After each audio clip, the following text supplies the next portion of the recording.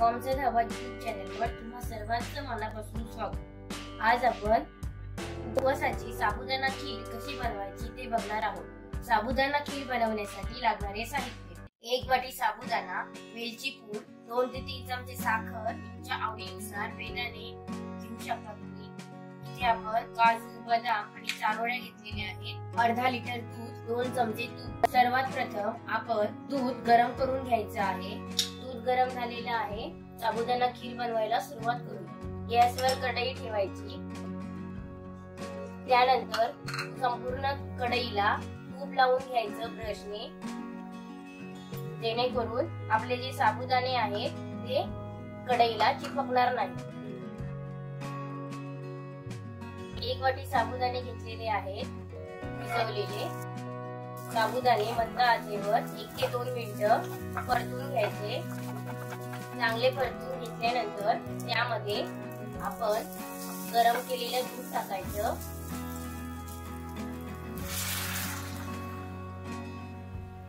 या ठिकाणी गरम केलेलं दूध वापरायचं, जेणेकरून आपले साबुदाणे लवकर शिजतील।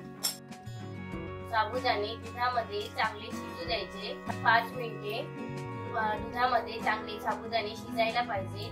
साबुदाणा खीर ही झटपट होणारी आहे,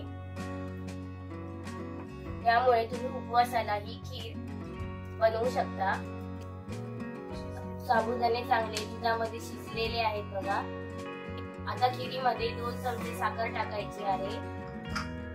साखरेचे प्रमाण तुमच्या आवडीप्रमाणे तुम्ही घेऊ शकता। इथे आपण जे बेदाणे घेतले होते ते तुपामध्ये गोल्डन फ्राय करून घेतले आहेत, ते आता आपण आपल्या खिरीमध्ये टाकायचे आहेत। चारोळ्या आणि सर्वात शेवटी वेलची पूड टाकायची आहे, म्हणजे वेलचीचा सुगंध खिरीमध्ये शेवटपर्यंत चांगला दरवळत राहतो। 2 मिनिटं चांगली उकळ येऊ द्यायची खिरीला, मग आपली साबुदाणा खीर तयार झाली।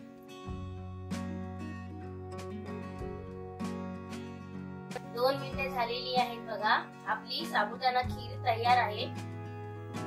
अगदी 5 ते 10 मिनिटात ही खीर तयार होते।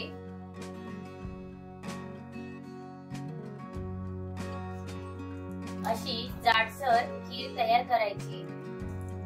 ती थंड झाल्यावर आपोआपच घट्ट होते जरा, त्यामुळे सर्वात प्रथम पातळच ठेवायची खीर।